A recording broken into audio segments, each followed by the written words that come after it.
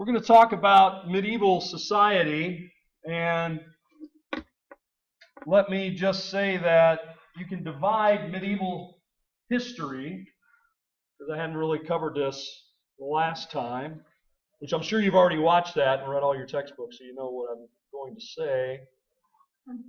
So, medieval history can be divided into three big sections.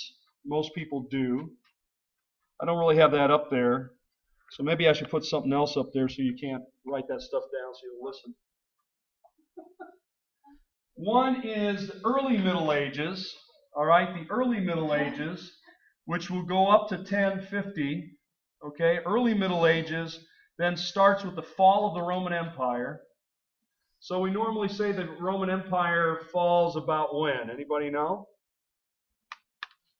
When do they normally say Rome ends and the medieval world begins? Any idea?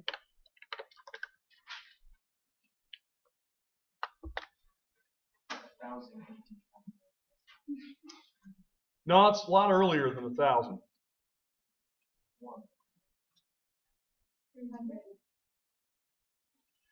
So these are just complete guesses. Yes. I see. I don't know if it's Okay. Well, what event brings about the end of the Roman Empire? What event or events? Why do we say Rome falls or ends? they initiate the Germanic. Okay. All right, that's good. That's making me feel a little better. Yeah, so the Germanic movements, migrations, invasions, however you want to, barbarian invasions, they used to call them. And they're sweeping in from the steppes of Russia, and they're moving in waves. And we talked about this last time. We've talked about it before with Rome. The Goths, the Visigoths, the Ostrogoths, the Vandals, the Huns, as they move through, we see that they come in and they destroy. They come in and they destroy the city of Rome. They vandalize. That's where we get the term vandalize, from the Vandal people. Now, most people will say, you know, if you try to make them pick a date, as I just asked you to pick a date, probably about 457 AD, although, you know, it's somewhat arbitrary. The last Western emperor dies, is replaced by a Gothic emperor, and we talked about that already in this class. Okay, so we could say then, let's say from about 450, roughly, Rome ends. And of course, it's phasing out. It's not just one event. It's phasing out in the 5th century. But then for about 500 years, from roughly almost 600 years, we have the early Middle Ages. And that's what I talked about on Tuesday. The early Middle Ages is the transition from Rome to the medieval world. So the first big period is actually the biggest period of medieval history, is the early medieval history. And that has Charlemagne, it has, you know, the ends of, it has, there's a lot of invasions by first the Germanic people, then we see a recovery, we see the Carolingian Renaissance, and a lot of things that I talked about on Tuesday that you can listen to. The next big period of medieval history are the High Middle Ages. The High Middle Ages. And I have the dates up there for you. So about 1050 to about 1300. So the early Middle Ages, let's say about 450 to 1050, about 600 years. The High Middle Ages, 1050 to 1300. And then there is, third period, Late Middle Ages, they're usually called.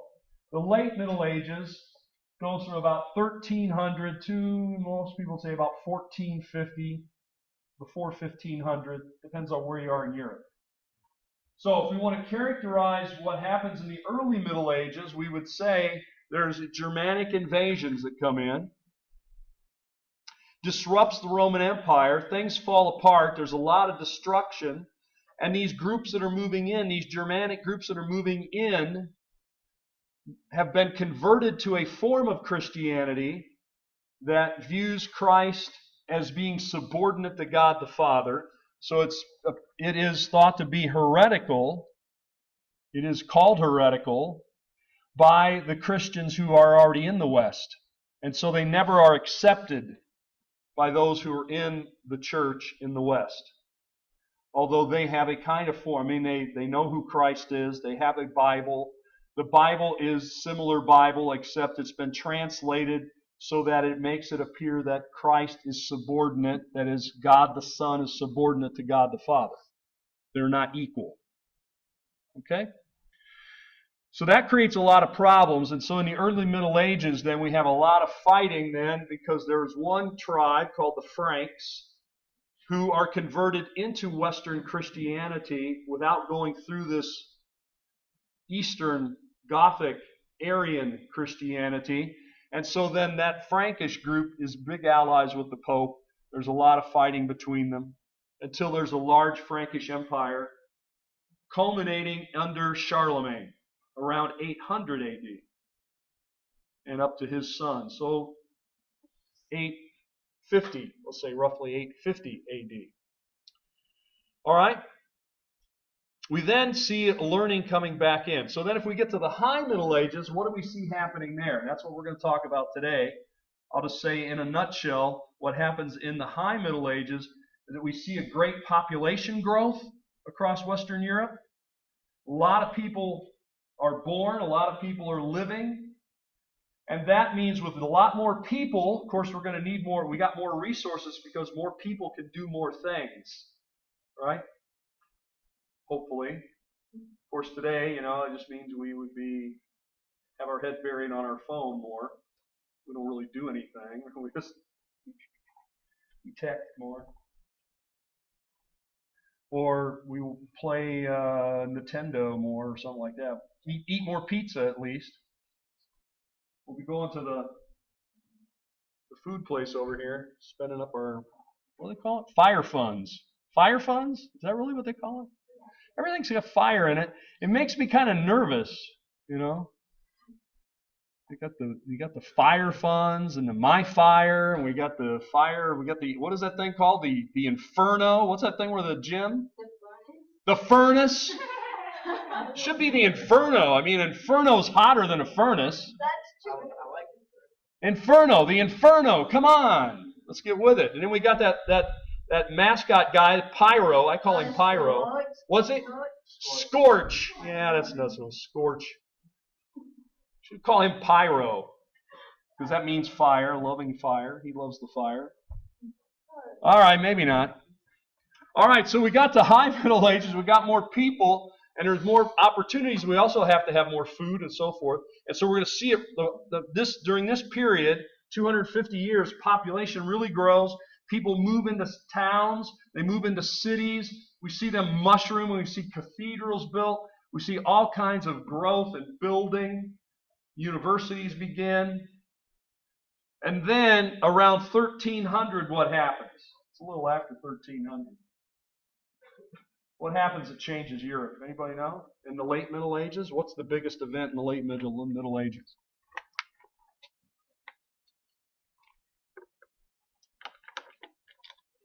What's that? The plague, exactly. All right. Give yourself a brownie point. Give yourself a star. Put a star in your crown. That's what people always say to me. You'll get a star in your crown. It's like, come over here and lift this piano up this flight of stairs, and you'll get a star in your crown. That's what they used to say. You ever heard that saying? Star in a crown means you're not getting paid anything. You're not actually getting anything, except when you get to heaven, God or someone up there is going to give you an extra star in your crown. You're going to have the crown of life, and it'll be covered with jewels, stars, and stuff, glitter, because of all the good things you did to help me that I didn't pay you for. Okay. So yes, the plague, sometimes called the Black Death, and the population just plummets. All right, that makes big changes. All right. That's the overview. So let's go back and take a look then. When we take a look, that's an overview of the medieval period. Let's take a look at the medieval society. Medieval society. We can divide medieval society into three parts. So we divided medieval history into three eras. We can divide medieval society into three parts. Basically covers everybody from one of these three categories. What are they? Those who fight, those who pray, and those who work. Okay? That's how it's usually written. Those who work, those who pray, and those who fight. So those who pray are the clergy, the monks, the priests. All right? That's pretty self-explanatory. Those who fight are the nobility that are knights and they're dukes and that kind of thing, and they go off and fight. They're basically trained in the military kind of way, often on horseback, with swords, with other kinds of equipment that they use. And then the vast majority of people, those who work. It's like, some of my relatives ask me when I'm going to get a real job. When are you going to get a real job? You just stand around and talk about stuff. That doesn't seem like a real job. You're not doing anything. What are you making? You're not making anything. You're not fixing anything. You're not delivering anything. You're just standing around talking. Sounds pretty cushy to me. Someday maybe you'll get a real job where you actually, do something to help people. Well, anyway, now I just torture people with my classes. So I tell them that's what I do. I'm going to torture you. I give people quizzes and assignments and tests. I don't know. Anyway. All right, so that is it. That's those who work. And by that I mean basically 90%. And by the way, in the pre-modern world, that's everything probably before about 1800 AD, 90% or more of the population is doing manual labor, primarily involved with agriculture, producing food, taking care of animals, plowing fields. Okay? So I can't say it's just farming, although farming is the biggest part of it. Just being on a farm and plowing and raising and growing, cultivating, harvesting. And then the people that then sort of process the food, like the people who would grind the grain, the people who would bake it into bread, things like that. People who are weaving the cloth. Those are the people who are working. They're doing physical, manual labor. And that keeps society going. So that's what basically it says up there. Medieval society divided into three orders. Those who pray, that's the clergy, the monks, and the priests. We can also include the upper clergy like bishops and popes and stuff like that.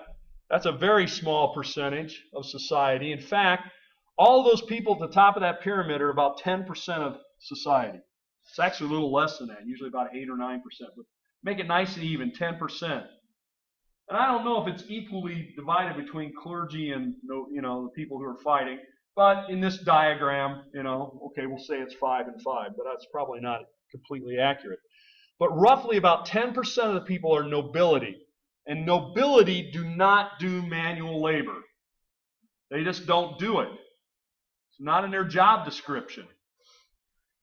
Right? They don't do it. What do? Well, they work with the church. They work fighting, going off into battle, stuff like that. All right. Those who fight, nobility, this is the dukes, the earls, the knights, or maybe the Duke of Earl or the Earl of Duke. You've never heard that old song. You have to look it up sometime. Look it up on Google it, not now, after class. Duke of Earl. It's a very old song now, very, very old. Well, you might like it if you like very old songs. It's called Duke of Earl. He's the Duke of Earl. So anyway,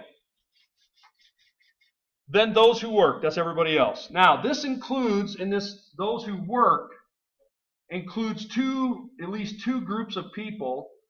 Peasants, I guess we might call them all peasants, but there's a special level sort of below peasant. It's called serf. Serf. Not like out on the beach where you guys are hanging 10 and all that kind of stuff. But this kind of serf has an E in it. You see it down there, an E. Over there. Where's my little pointer at? Here it is. Is it working? There we go. Serf. S-E-R-F-S. Serf is it's not a slave, although it's very close to being a slave. It's kind of a technical difference. What's the difference? A slave is a person who is actually owned by someone. Okay? Purchased, owned, all right? A serf is someone who is tied for his lifetime, and her lifetime, to a piece of land, and somebody else owns that piece of land.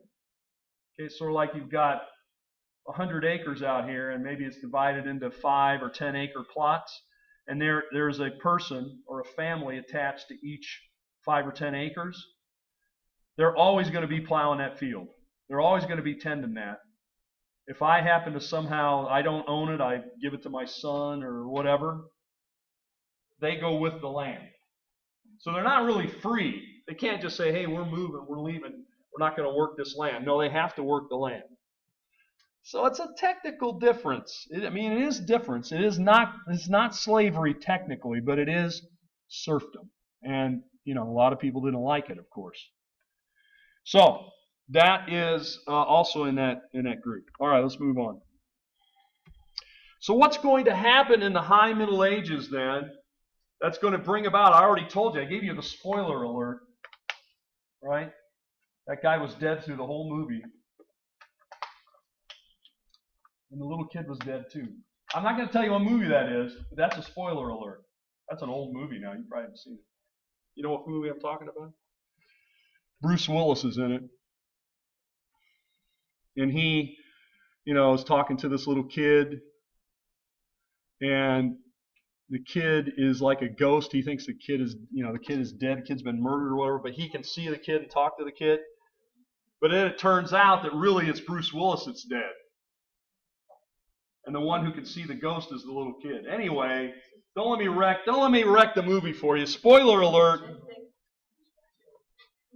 And then there's this other movie where you think it's a guy, but really it's a female. Dressed as a guy. Throughout the whole movie. Spoiler alert.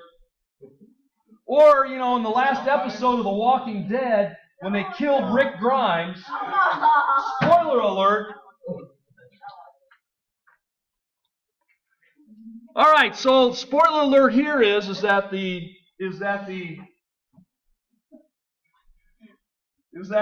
population is growing in the High Middle Ages. Yeah, see, I got your attention more with my buddy Sheriff Rick than anything else I've said.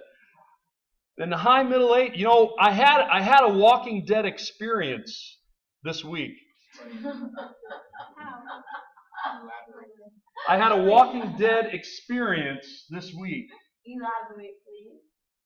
See, now you're getting interested. Now you're actually going, what? Now you're listening. The rest of the time you're just kind of, texting your friend, I got to get out here. Get in line for me over the hamburger place. Well, it was over at the hamburger place. It was when they dedicated the thingy, whatever they're calling that, the food thingy. They're probably calling it the I'm on fire Inferno Food Court. The Inferno Food Court or something. Or we'll just call it the Inferno, and everybody will know it's the food court. We'll just start calling it that. It's got to have a name. I don't know what the name is, but it needs a better name than just food court. Got to give it a nickname. How about the Inferno? Anyway, I was over there at the Inferno, and they dedicated it. They're cutting stuff, and they're talking, and they got a guy dressed up like a slice of pizza or something. Yeah. It was on Tuesday, right? Yeah, Tuesday. That was just 2 days ago. Anyway, I was over there, and so, I wait for them to do that. I think they're going to hand out food because it's an open house. If it's an open house, I don't go to somebody's open house and they charge me for the food. You come over to my house, like I invited you earlier this semester and you didn't come. I don't charge you for the pizza that I give you, like they do out here. Out here they charge you like $15 for a pizza. I give you slices of pizza for free at my house. Anyway, so I figure we're going to get some free food. Now, I think there was a little bit of free food. I know there was because I saw it. So I get in line. I'm the first one in line at that burger place. I can guarantee you I was the first paying customer that day, and so I assume the whole time. So I can claim that. It's my claim to fame. Claim to flame in the inferno. Anyway. So I go up there, and the lady says, "What do you want?" I said, "Well, I like a hamburger." And it's, she said, "Okay," and that'll be like $10. I said, "Ooh, wait a minute, now hold on.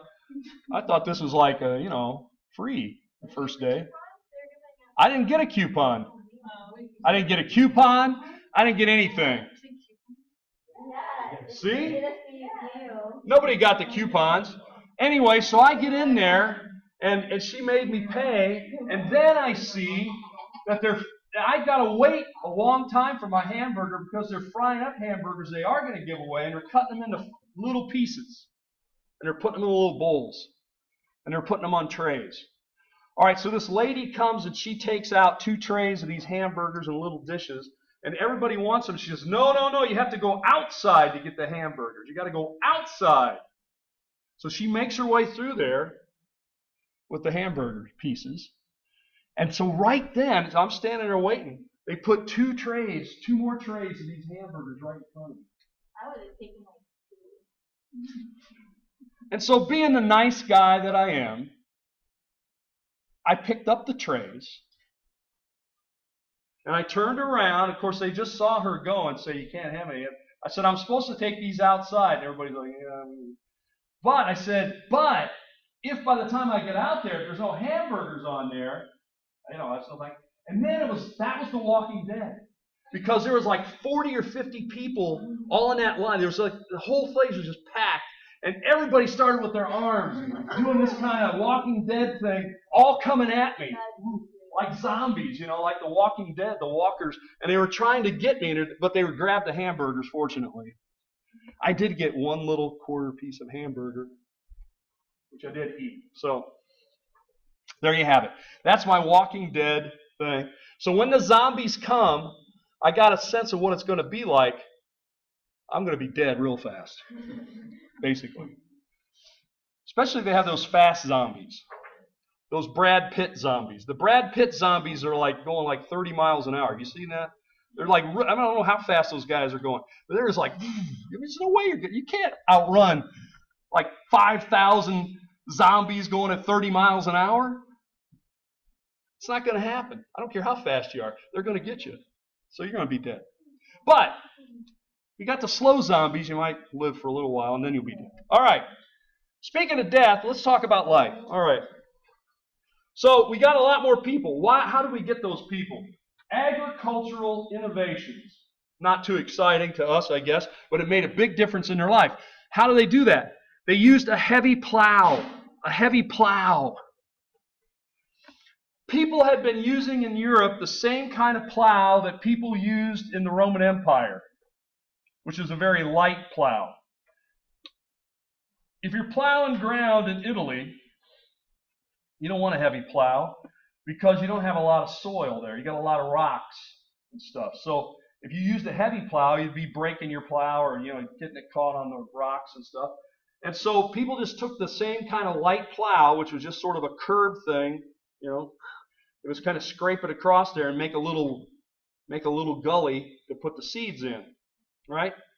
And just sort of break up the soil a little bit on the surface. But up in Europe, places like France and Germany and places like that, they had really good soil and it was really deep soil.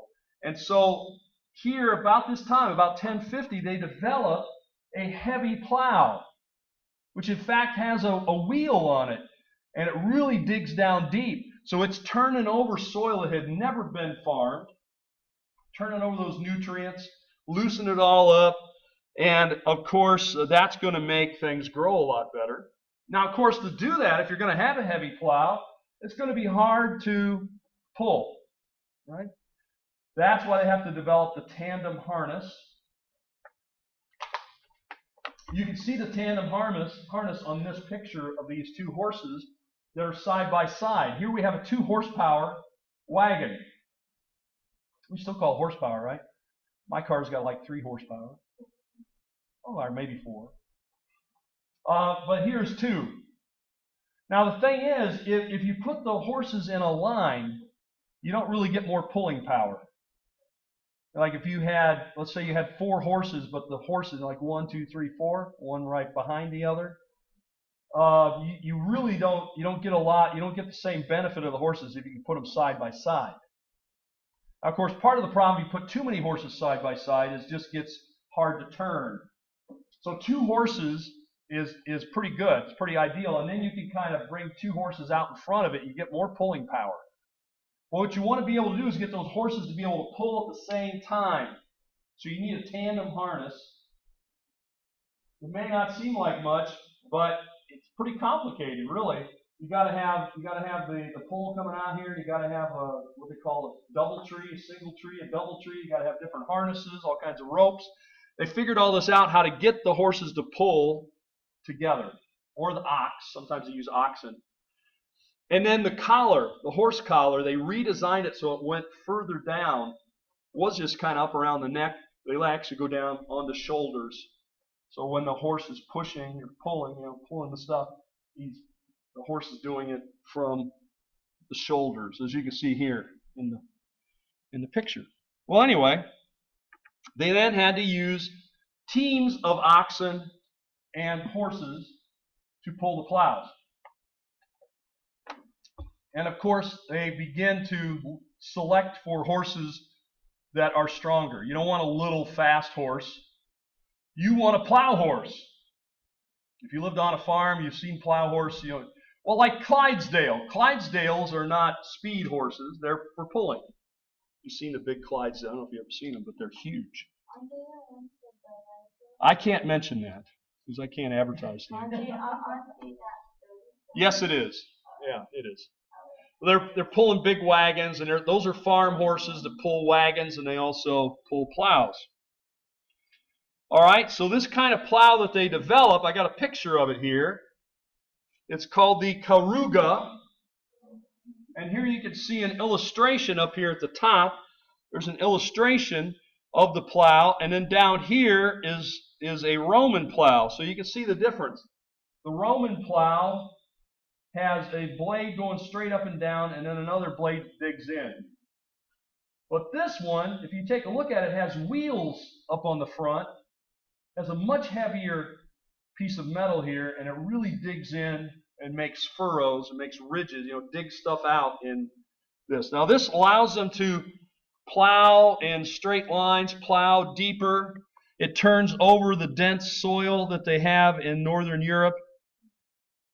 And before that, they were using this other kind of plow you see at the bottom of the screen, which often would be pushed by a human, or you could maybe hook up a horse to it, but a lot of times you're just kind of pushing it yourself, right? Scraping it across the ground. A lot of work. All right, so we see that. Now, of course, to do that, you're going to need the metal to produce, because you're going to need more metal.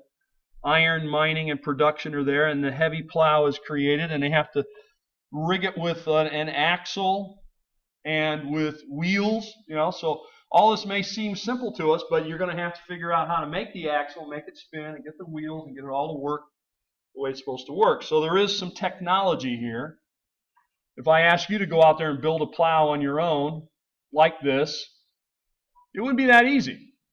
Okay, so if we take a look and see what ancient and medieval people did with the tools that they had and the resources they had, they were pretty creative.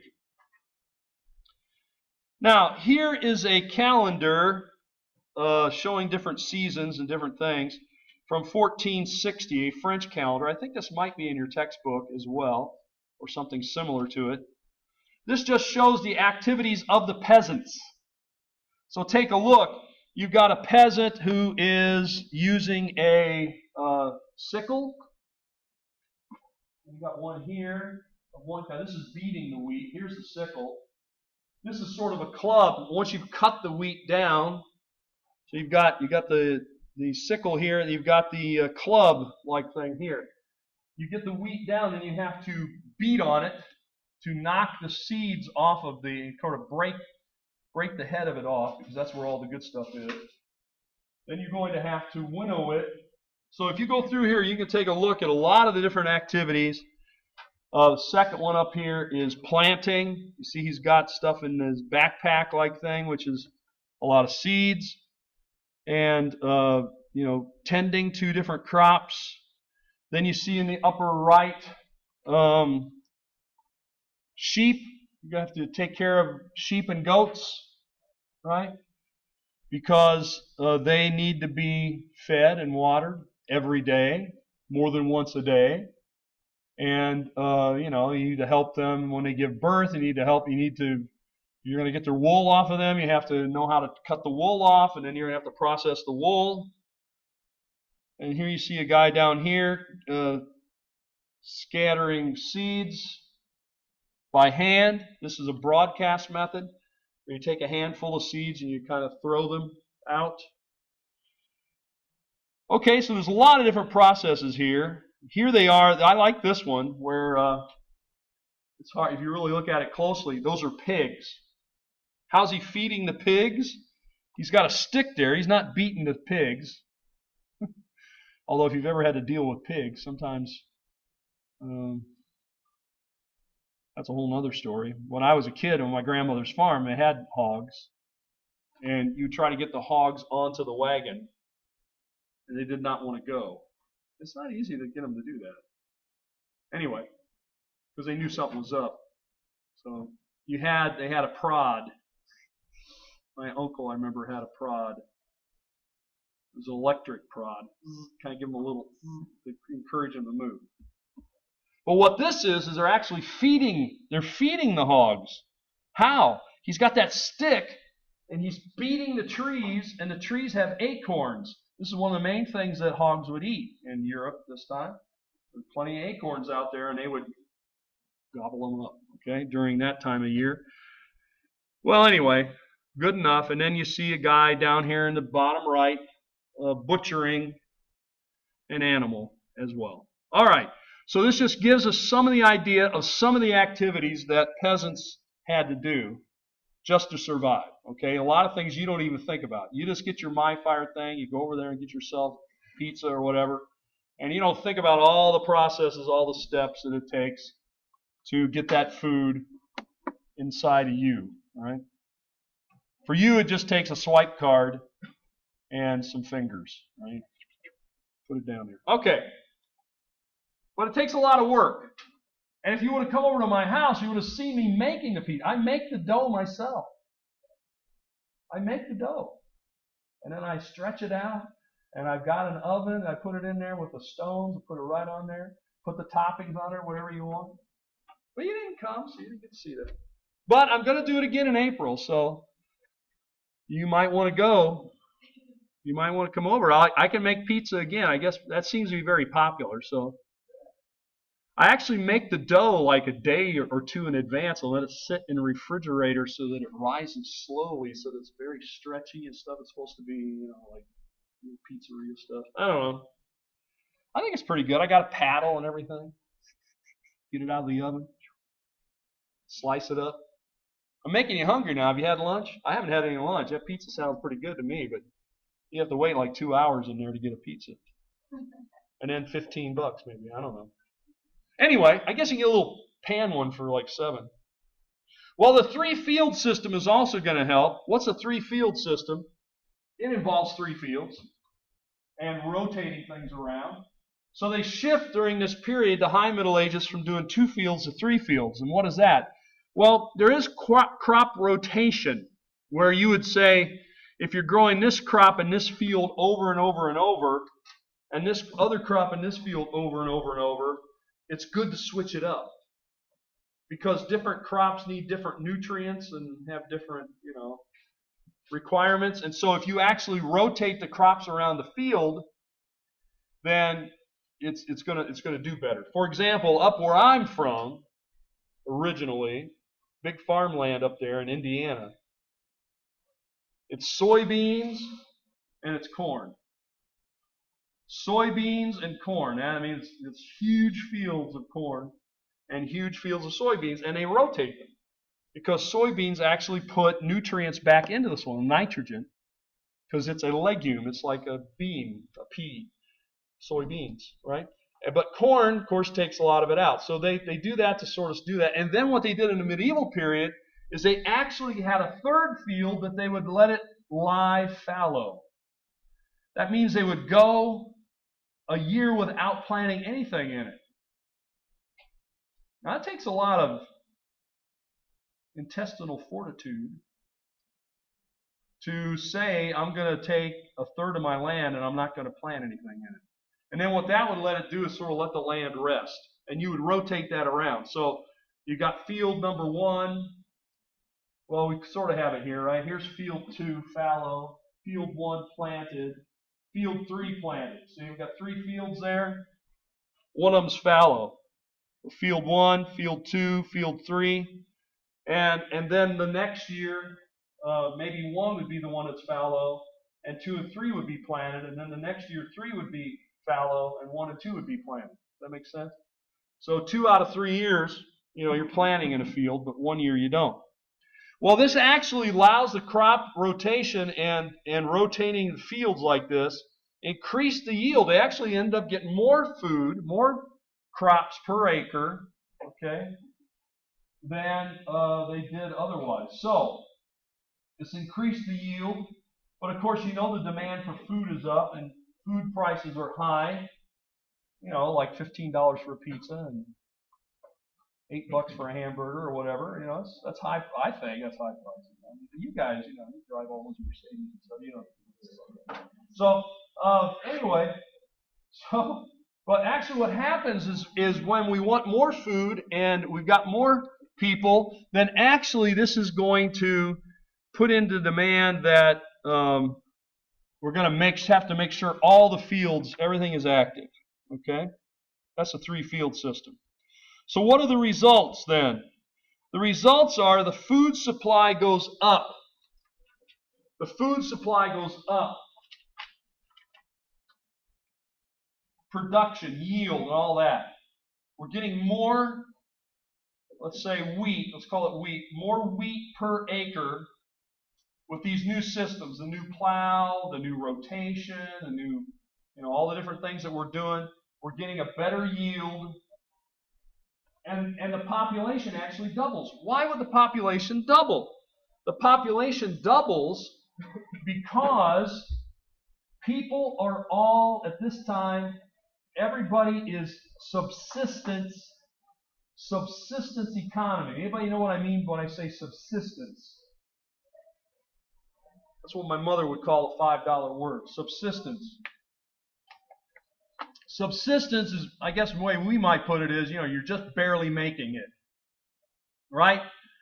You barely got enough food to keep yourself alive and your family alive. And in fact, you probably don't have all the food you really, certainly that you want, or maybe all the food you really need. You're not getting enough calories. We usually don't have to worry about that in our day and age. We're getting plenty of calories, right? That hamburger in there you spend $8 on, that's really, it's a bargain because that's enough calories for probably about a week. True. So, you shouldn't have to eat for the rest of the week, right? But you will. Anyway, so subsistence means that they're barely making it. Now, if we can add a little more food to people's diet, then they're healthier, they're stronger. And the main difference you're going to see this is in childbearing. It's mainly going to be with the ladies, okay?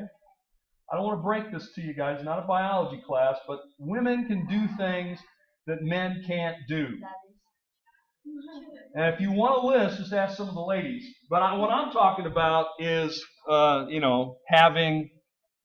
giving birth, right?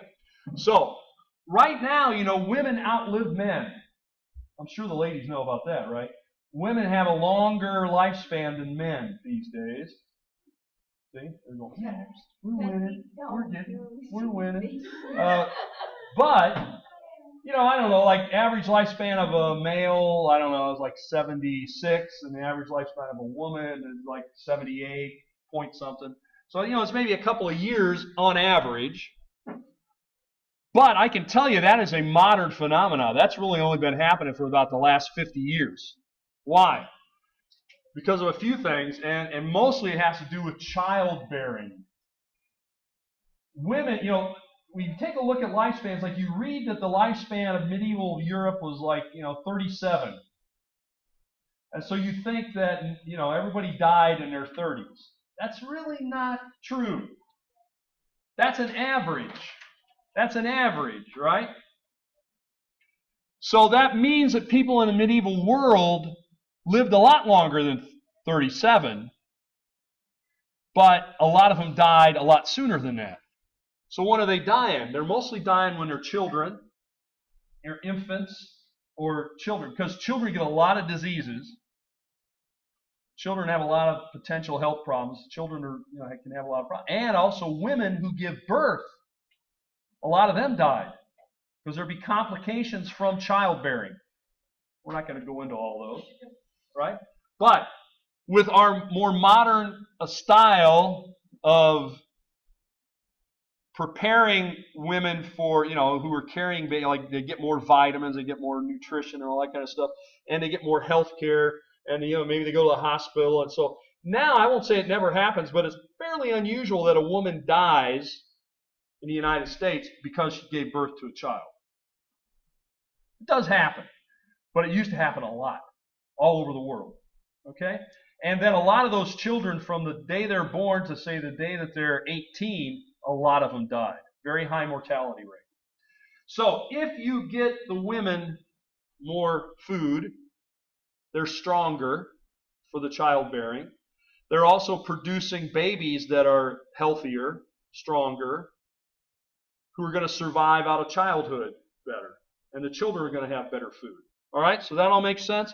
So this is how the population then doubles in this period of roughly 250 years. We go from roughly, let's say, 35 to 40 million people in Europe to about 70 to 80 million. Now, these are estimates, but the population that's about what the population is.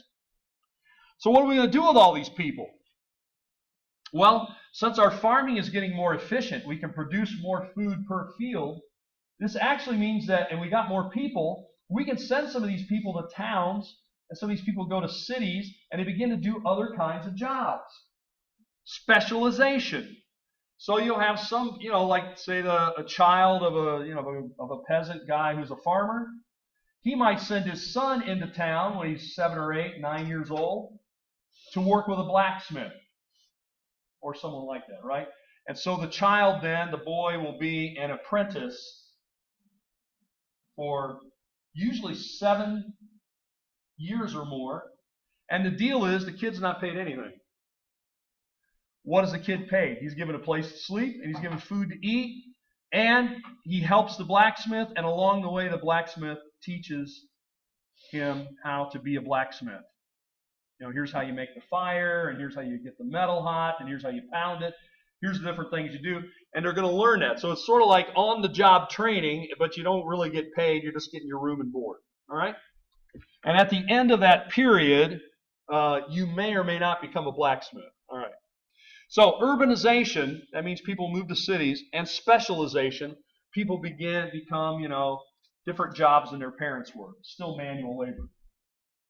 So this leads then to the growth of a lot of cities. We have Milan, for example. 20,000 to 100,000 is what it jumps during this period. North of the Alps, so we were talking like France and Germany. They didn't have as many big cities, but we do see some towns going to city size, 25,000 to 50,000. Biggest city up that way in the north is Paris. Paris actually grows 5 times, from 20,000 to 100,000 during this period. So, of course, you might recognize this is in Paris.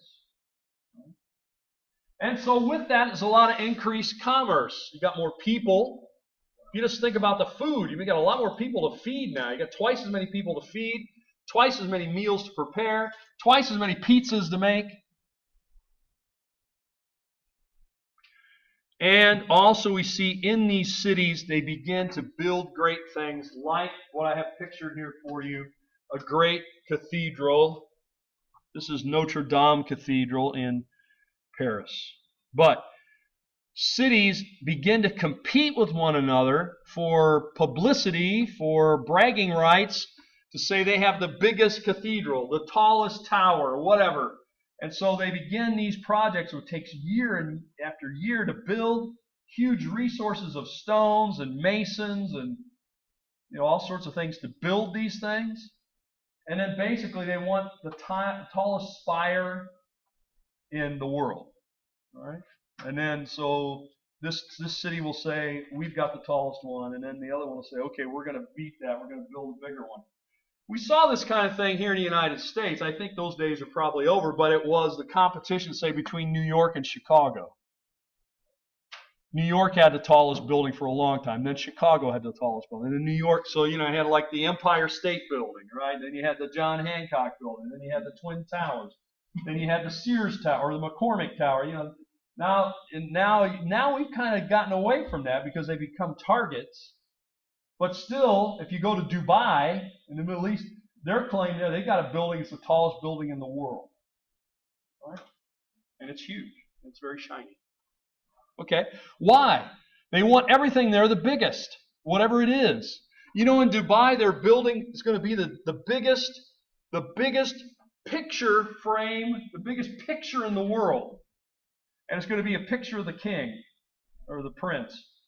And they haven't finished it yet, but it's like, I don't know how tall. It's like 30 stories high. They're putting it out by a big road in the city so that everybody will see it. Yeah, it's outside. It's a giant picture frame. They want everything there the biggest, the fastest, just so they can say it. And they're actually dumping dirt into the water and making land. Making islands and stuff, okay?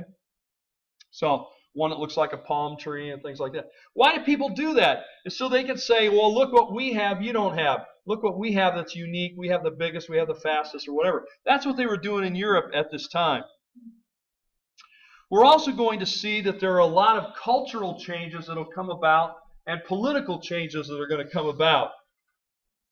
During this period, learning will become more widespread.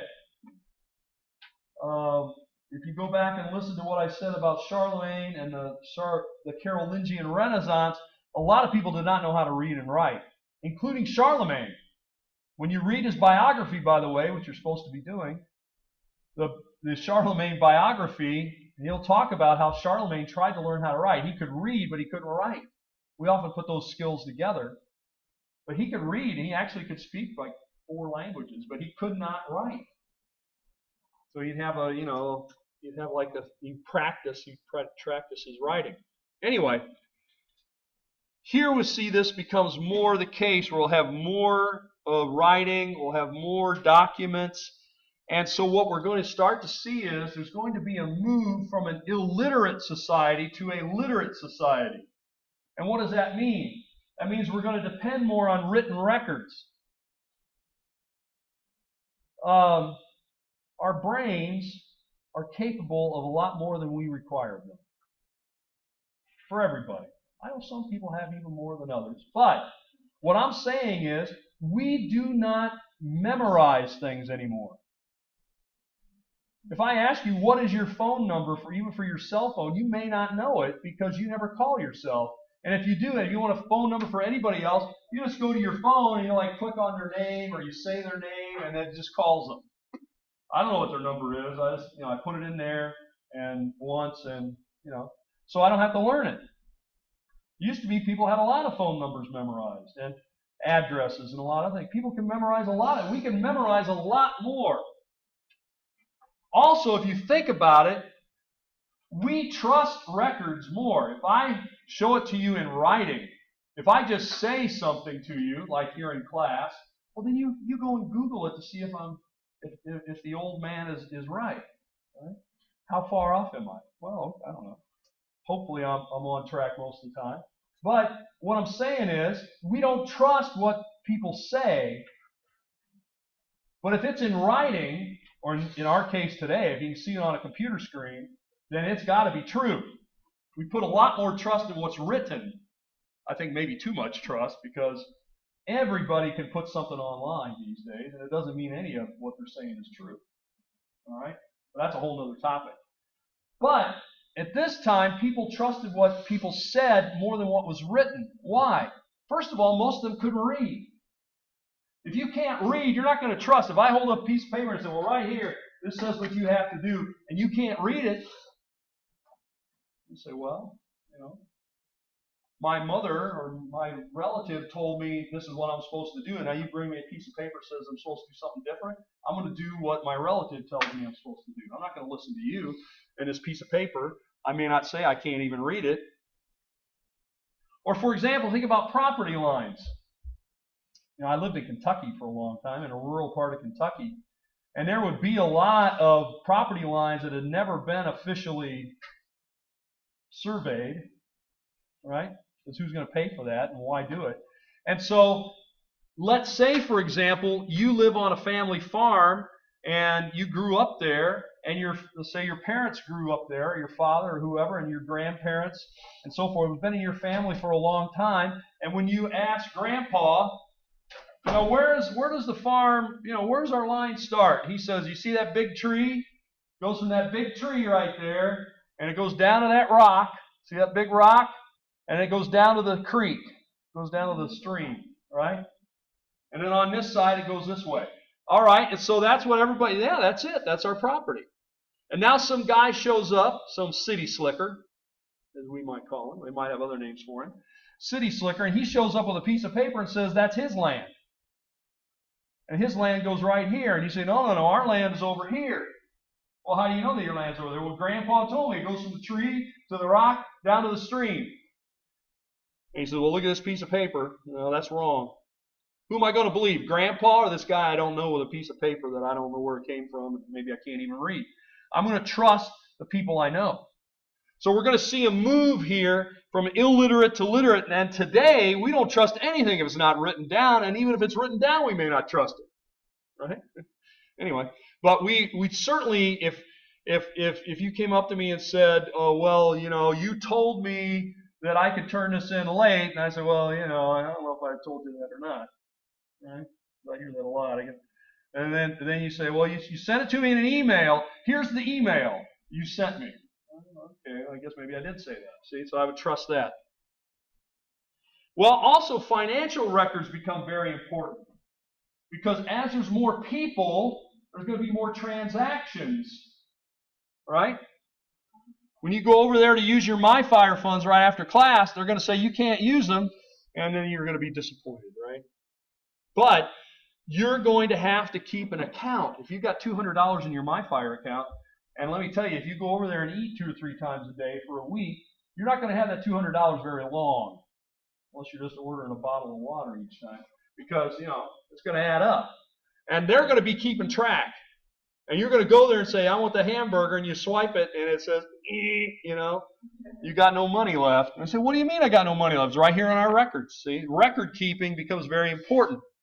And we start to see then that since there's more people, it gets more complex to administrate all these people and keep everything going. So, to help take care of this, we're going to see the birth of universities takes place during this high medieval period. Learning had been done in monasteries up to this point. The church, by the way, the church has always been the center of education. Don't let anybody tell you anything different. In Western society, the church has been the driving force behind education. They want people to learn how to read. Why? So they can read the Bible. They want people to learn. Why? So that they can keep track of all the things we need to keep track of in the church. We have a church administration, and since we're training people how to read and how to write, That becomes very valuable commodity then for people who are doing businesses or people who are in administration or people who are kings or dukes. They need people to be able to write things down and keep track of things. So that's why we call office work clerical work. You ever heard it called clerical work? No? You ever heard that phrase? Sometimes maybe they don't advertise it now because it's computerized stuff. They might say data entry or something like that now. But they used to call it clerical work. That would be filing things, typing things, doing calendars and all that kind of stuff. That's clerical work. That comes from the word cleric, which comes from the word clergy, because the clergy were the ones who could read and write. So we need more people to do that. And so we're going to see then that these schools, these monastic schools, will have to be outgrown and a university is born. So now we see more social mobility. You could be a peasant and you could end up working for the king. Wow, you couldn't have done that 50 years before. How can that be? Well, if you're a clever person who can get the training, and you can get the training, not quite for free, but you can get training and it's all through the church, and you're trained by the church, and you actually have to become clergy to get it, then you're trained, and then you might end up working for a bishop, or you might end up working for a king or a duke or something, keeping records, writing down financial records, writing down laws, all that kind of thing. Royal and ecclesiastical administrations are there. And the way the university was set up at this time, unlike the way it is today, is, today, for example, I don't handle any money in my role as a professor. Now, sometimes I've had students want to give me money for a particular reason to change their grade. I had a guy do that last semester in my class. I mean, he came up and he had a wallet out. He pulled out a bunch of things. He said, "I will give you all this money if you give me extra credit." I said, "I'm not going to do that. I can't do that." "Well, here it is. I got $200 or whatever." I don't know. Yeah, it's quite a bit of money. A lot of 20s and stuff. I don't handle any money. You see, all the money. Although I get paid from what students pay, students don't pay me. It's all indirect. That's not the way it was in the medieval world. The medieval world, the professor collect the money. You come in the door, you got the money. So you see, you'd probably not want me to end class faster if like your MyFire money, you had to swipe your card and every class you attended cost you, I don't know how much it would cost you to attend a class, over $100, I imagine.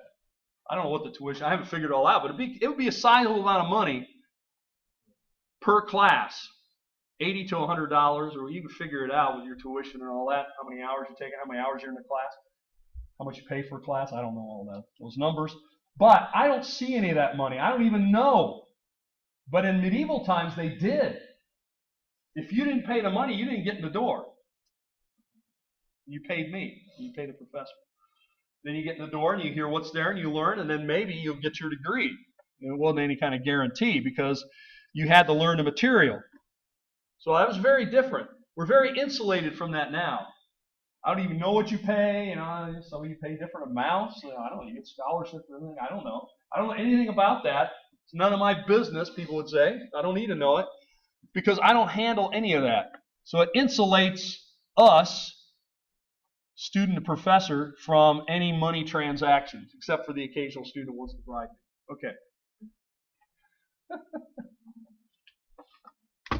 Anyway, that guy brought other stuff to class too, like cookies and all kinds. Give me all the stuff and say, for extra credit. Now this sets up what's called town and gown. You ever heard that phrase, town and gown? Got any idea what this is? Let's talk about universities. What would town and gown refer to, you think? It rhymes. That's nice. Picking up girls in What's their gown. What? What did you say about girls? Gowns, picking up. You said picking up, Like talking to women. picking up girls in town who are wearing gowns. Well, no, that's really not it. But I like to see where this is going. But I think we better not go down that road. But what this is that people in universities wore gowns. When you graduate, what do you wear? Oh, A yeah, gown. that makes sense though. And where do those gowns come from? The medieval world. The idea of wearing a gown, the idea of wearing like the hats and the caps and the mortar boards, and later on if you get a hood, like the hood for a master's degree, and the different size of the sleeves and the different colors that are on it, all that stuff is set by medieval things. The degrees that we offer, a bachelor's, a master's, and a doctorate, they offered in medieval times. It all started there. So, in fact, then students wore their gown, professors wore their gown. Okay? They wore it in part to keep warm because it was cold. And but town and gown then means that those wearing the gown would often get into trouble with those who were in the town. That makes sense? In other words, sometimes, I'm sure it doesn't happen here in Lakeland, but in some places, college students get into trouble. None of our SEU students get in any trouble, so this doesn't apply here.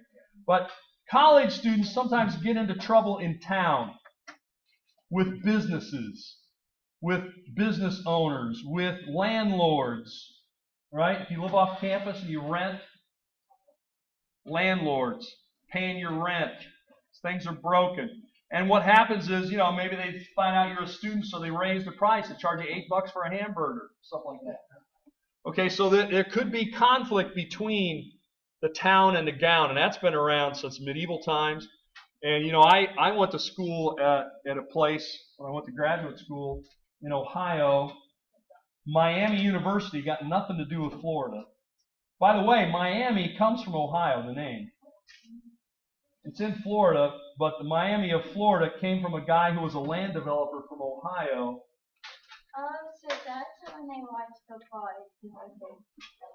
Because up in Ohio, we had Native Americans, had Indians called the Miami Indians. They had Miami River and the Miamisburg, Miami Town, Greater Miami River. Anyway, at that town, it was just all students. I mean, the town only had about 8,000, 10,000 people in the town. The university had about 20,000. And so when the students were in town, there were more students than people in the town. And so that was a very much sort of the town against the students in many ways, because the students were seen as outsiders and the ones that took all the parking spots, that took everything. Everything was geared towards them. So there was some resentment there. All right, we will end it there for today. We'll pick it up later. I hope you have a good weekend. Universities. And I wanted to finish out a few of these slides we didn't get to do in class. We talked about how the universities will be the center of growth for education, and that'll be used for administration. There's a lot of new opportunities with the rising population that we see in the medieval period, the high medieval period. With this growing population and many people moving to towns and cities and taking on new trades they had not had before, we have some pressure to have a trade guild. A trade guild, you might think of it as somewhat like a union, although not identical. They would, and we'll talk more about it on the next screen or two. But basically it was a way to, as you can see in the picture up here, a baker who has an apprentice. It's a system whereby you can have a system to train people, and also a way to control who can be in the profession. We also see the development of several monastic orders. A lot of the population is going to go into that. And as we mentioned before, growing trade and growing wealth. So what is a trade guild? A guild is, like I said, somewhat like a union, but it's set up by a group who controls, for example, the bakers or the blacksmiths, things like this. They control who becomes a new blacksmith or a new baker. They control how many bakeries there are in town. So they really they want to control the entire thing. This is so that those who are involved in it can have some say over it. In other words, if just anyone can open up a bakery, perhaps without the proper training or so forth, there'd be too much competition, and this way it controls the competition as well. So it preserves the rights and privileges of the members of the guild. And it has a governance, it has a government where they control things within their trade. And if you're not following that, you can be kicked out of town. They'll shut down your bakery if it's not a member of the guild and if it's not authorized. So while it's somewhat like a union, I think the only thing we have today that would be somewhat comparable would be the American Medical Association. The American Medical Association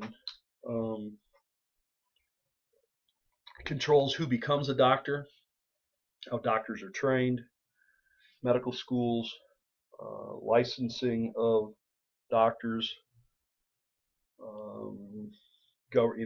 supervision of doctors as far as the rules of how they are to operate.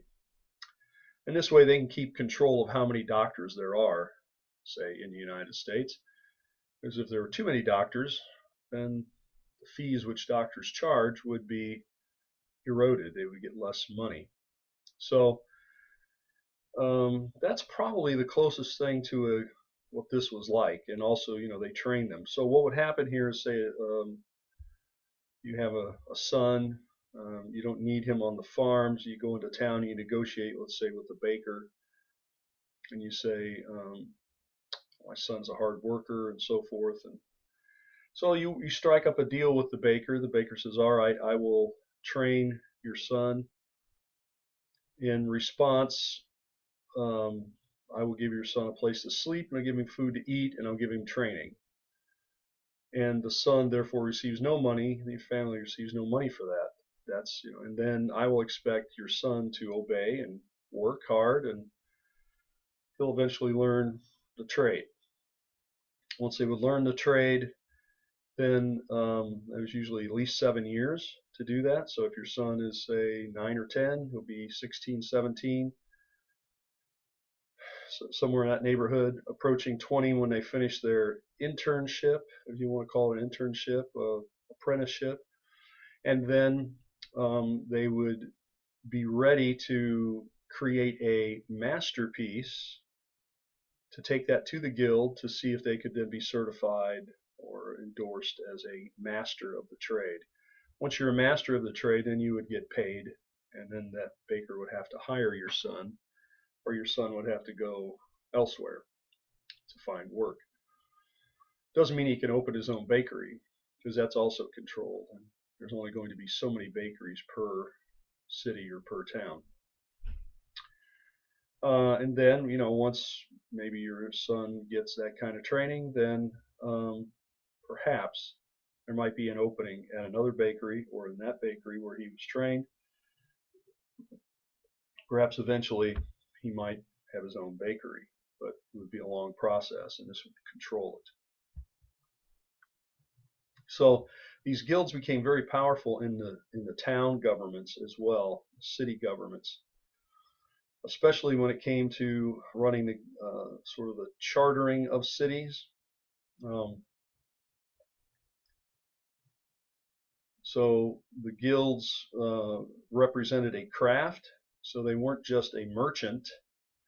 A merchant is just someone who has a storefront who sells items, but they don't really produce things. They're just sort of a middleman. They sell things. But each guild then has a specific thing that they control and run and do. So, for example, like I said, a bakery or blacksmith. A fuller. A fuller is someone who makes a cloth. A tanner, someone who makes leather products, and so forth. There's many of them.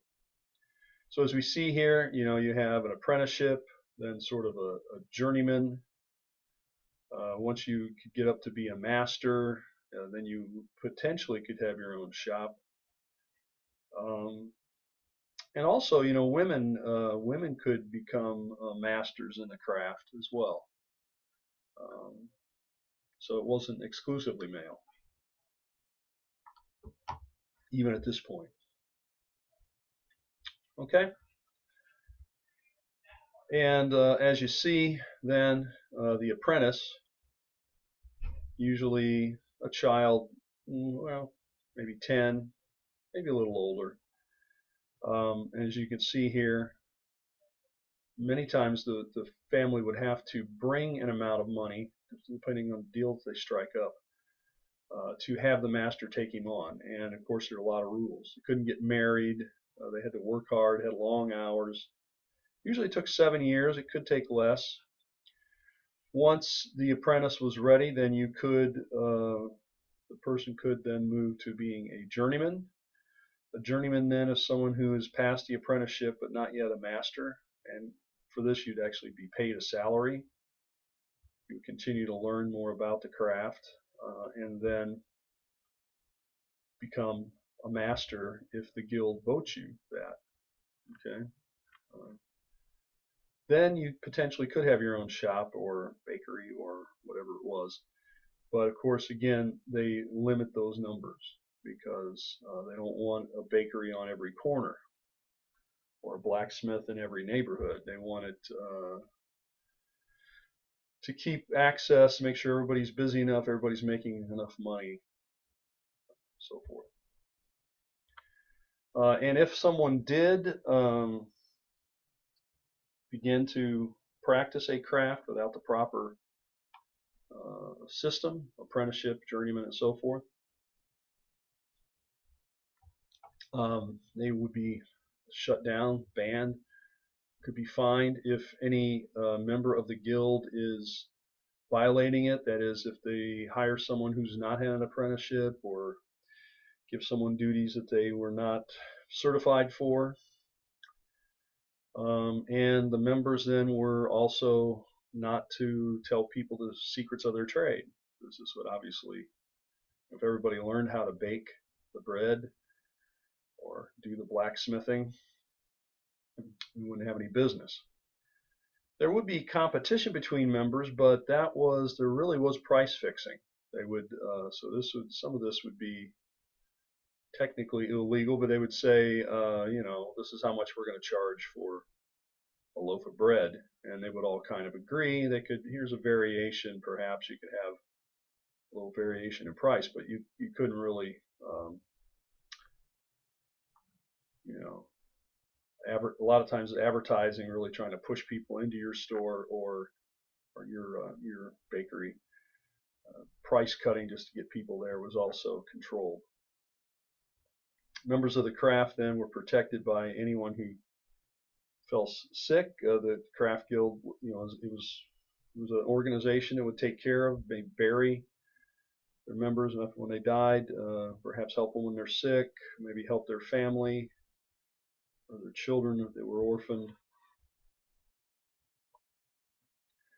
And a kind of almost sort of like insurance. They would protect the horses and the wagons and some of the goods. So it was an organization of benefit to those who were in it, and those who weren't in it.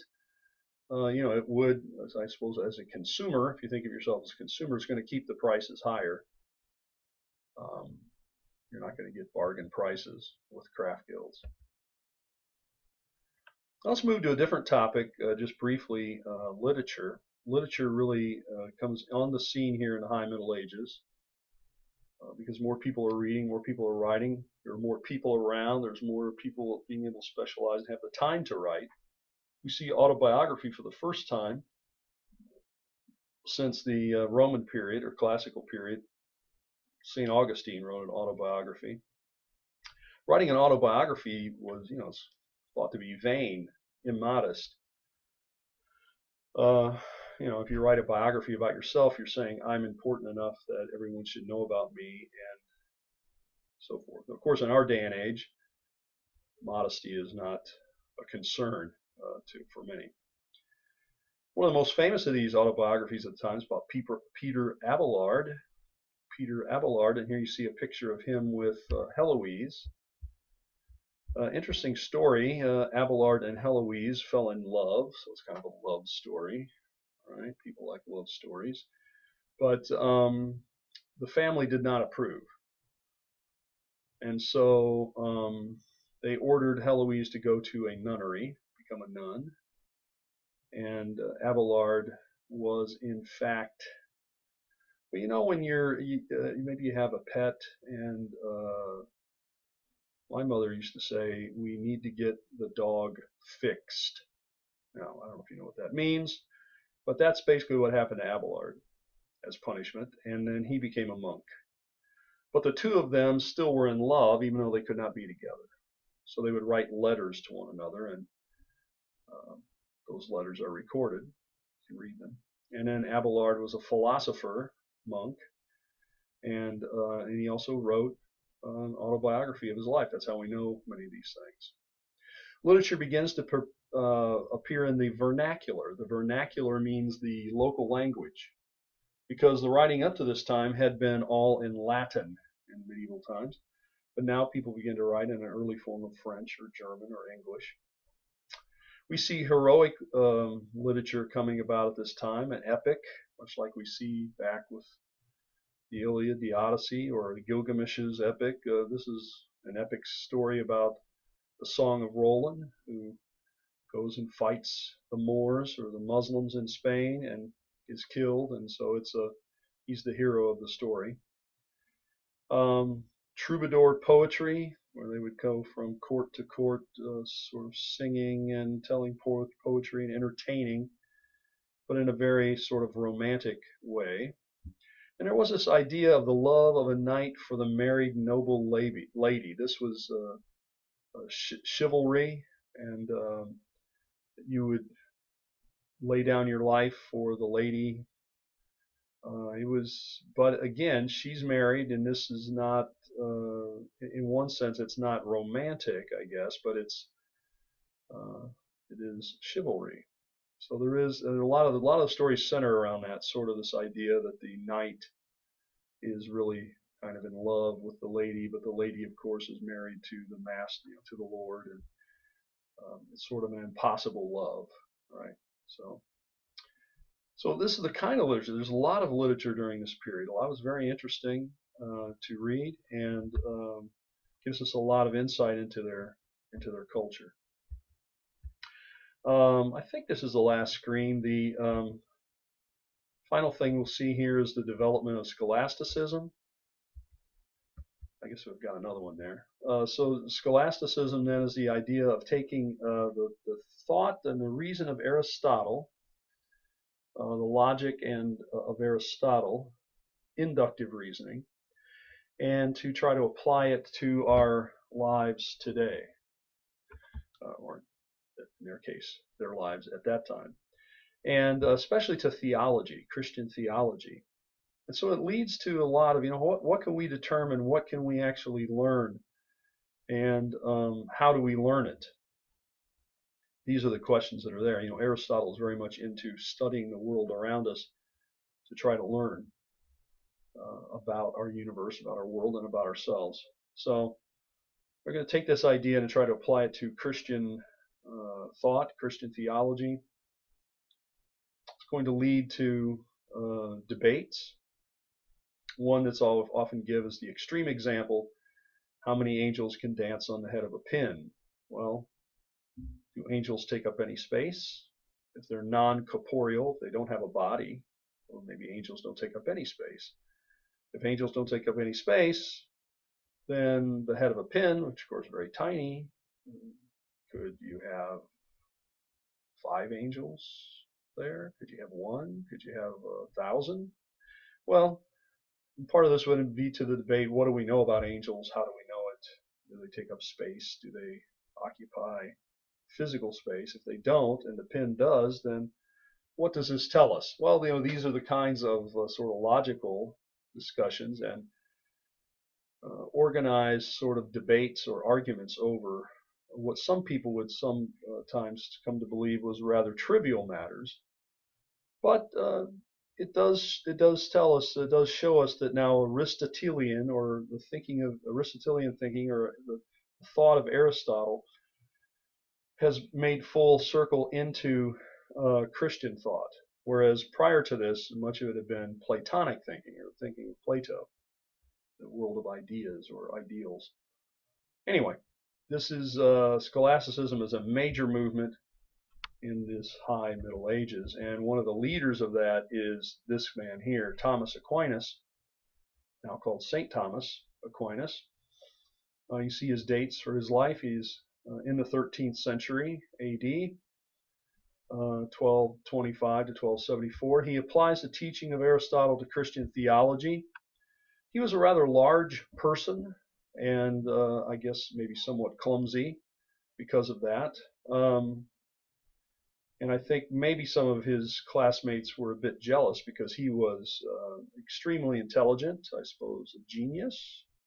Would not, a lot of people use the word genius pretty easily these days, but I think he probably really was a genius. At any rate, he was extremely intelligent. He was not dumb at all, but they would call him the dumb ox. I think because perhaps they were a bit jealous of him, and also he was sort of large and somewhat physically clumsy, but his mind was not clumsy at all. And he certainly was not dumb.